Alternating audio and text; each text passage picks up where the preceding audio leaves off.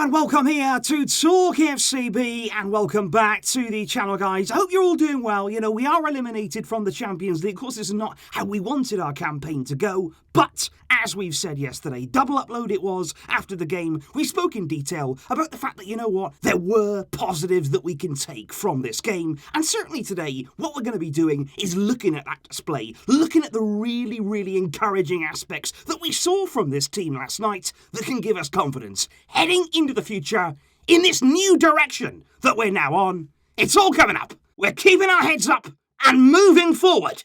So let's get to it. Because Ronald Koeman, ahead of yesterday's game, he said he believed in the comeback, and he said, you know what, in order to make it possible, we're going to need to play the perfect game. And I have to say, particularly when you look at that first half performance, you can't argue. We did pretty much play the perfect game. The only aspect lacking was the finishing touch, that clinical nature in front of goal, and that was what really did hurt us. Koeman, after the game, he said we're out, and of course we're sad about that, but he said we leave with good feelings. We know we made it difficult for them on the night. He said we played a great game in the first half. He said we deserve for it to be at least 2-1 at half time. And he said at that scoreline, anything is possible. He said we risked it, we pressured, we dominated, we created enough opportunities, but we just didn't take advantage of them. He said overall, when you look at the first leg, PSG, they were more effective than us in that game. He said, but you look at it here, we created more than they did in that first leg. He said we deserve more from this tie. With a bit more luck,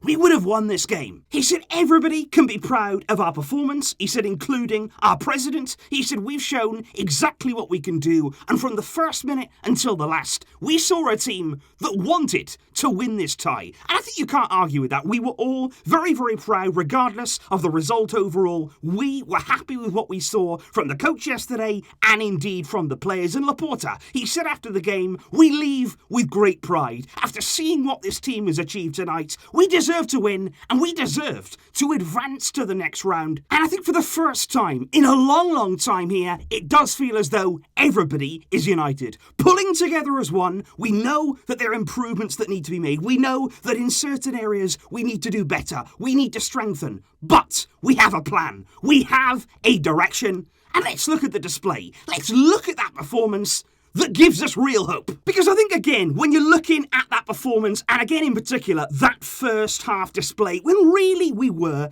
absolutely dominating PSG. It didn't matter what minute you look at in that first half, we were camped in their half. It was 100% domination, and it's one of the best displays I've seen from a Barca team, I would say, in years. It was that good. It was honestly like watching all of these players when they were in their prime. You look at Sergio Busquets, the way that he was pressing the ball, the way that he was closing it down and winning it back, turning it over, and everything just seemed to be accelerated. We seemed to be covering the ground so much quicker than PSG were. And I do want to take a look a little bit closer here at that pressing, because I want to look at some moments here that really illustrate what we want to see from this team, and in particular, the solidity and also the aggression this three at the back system can give us. Because you look at it right here, and look how high Clement Lenglet is in the field. He, remember, is one of the centre-backs, but look where he is in the field. We're forcing PSG back. We're forcing them there not to be able to advance in the field. And look at what we do. We get bodies around them. We force them back and back and back until they're with the goalkeeper. Now, this is what we did all night long, because what you're having to say then is, Keylor Navas, you've got to go long. You can't play out the back. You can't keep possession. You've got to go long. And every time that happened, he kicked the ball upfield. We had all those tall players. We had Busquets there. We had our centre-backs ready to just win the ball back. And suddenly then, we were on the attack again. And it was constant pressure. That's the way that we kept it on. And every single situation there, look at the amount of bodies that we're getting around PSG, hunting the ball down in backs. Because you can imagine there, in a high-pressure game, in this sort of situation, PSG, that would panic them alone. They were starting to think, whoa,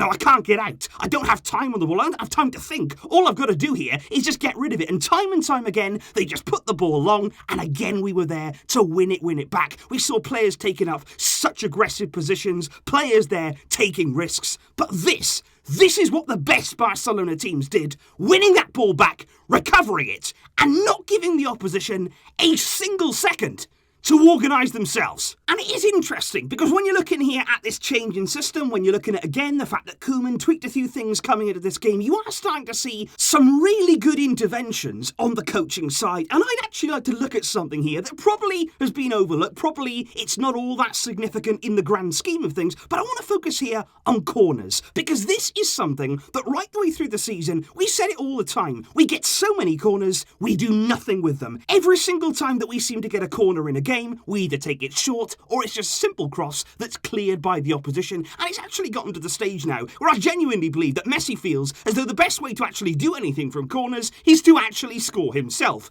But I just want to show you here what we did yesterday, because in two separate instances in the game, Sergio Busquets was so close to scoring what would have been a crucial goal. You look at it here, it's that near post run. This was clearly something that was worked on in the training ground. Messi there has got pinpoint accuracy. He can put the ball right on that near post. And as you can see there, Busquets makes the run, but this time he's a bit too far away from goal and he cannot direct the header goal bound. But as you can see here, we also try it from the other side too. This was in the second half. We tried it there in two different halves. This time you've got Dembele swinging the ball in again there. We've gone with an in-swinger, and Dembele's ball actually isn't that great. It's behind Busquets, but he makes that same run. This time Busquets is a bit more infield, he's closer to the goal, it's a great header, and he very nearly scores. And I said it there when we came back against Sevilla. In terms of putting the ball in the box there, when you've got players in there like Sergio Busquets, you had Longley in there, we could have Piqué when he comes back, Araujo. We've got players who can score headers, score from set pieces. We've also got players like Messi,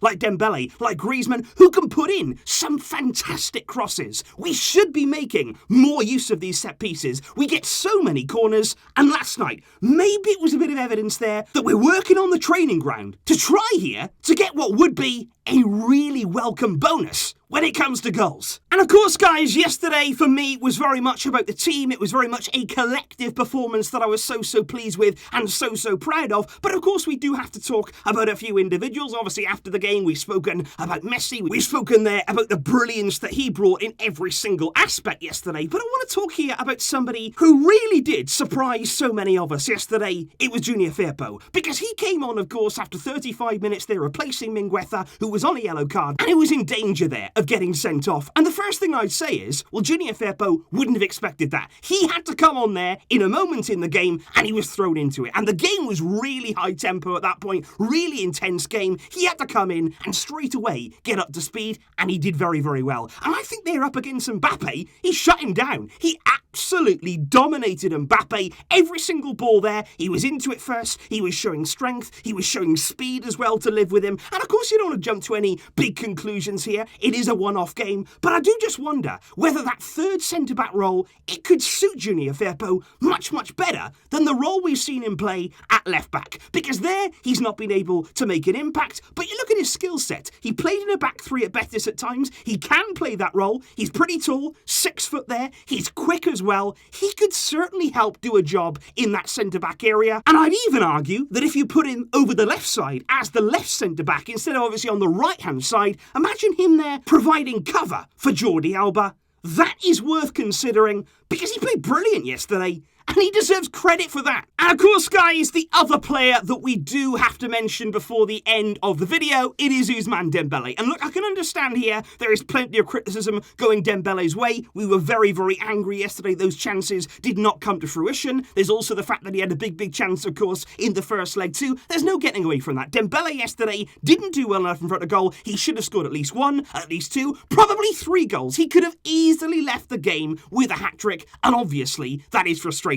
What I would also like to say is, though, I do feel for him a little bit, because honestly in that game yesterday, you would have to say, aside from Messi, he was the biggest threat again. He was getting him behind. PSG couldn't live with him. They couldn't handle him. They couldn't keep up with him. That's why he was getting into such brilliant positions. And it's just so frustrating for me, because if he scores there, that's brilliant. That's magic. That is quality from Dembele. That's what we want to see. But he just couldn't quite get that finishing touch. Now, we've had patience with him for a long time. We've had injuries. This is the only season, really, where we've seen him for a long period of time. Maybe that finishing, it will come. We don't know. It's something that he has to work on.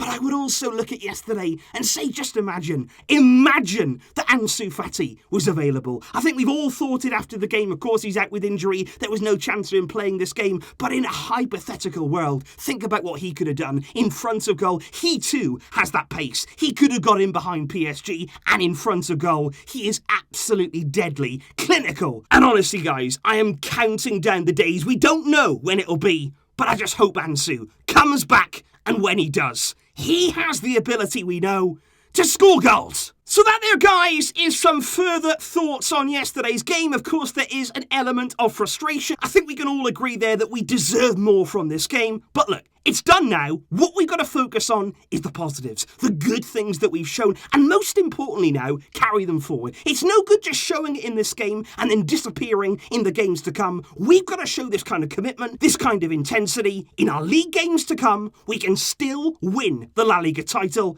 And of course, we have the Copa final. There is plenty still to play for. And of course, we're going to be covering it all right here as we look ahead to a much brighter future. Thanks for watching, guys, and thank you indeed for all of your excellent support. Leave your thoughts down below, and I will see you soon. But until next time, as always, Visca El Barça!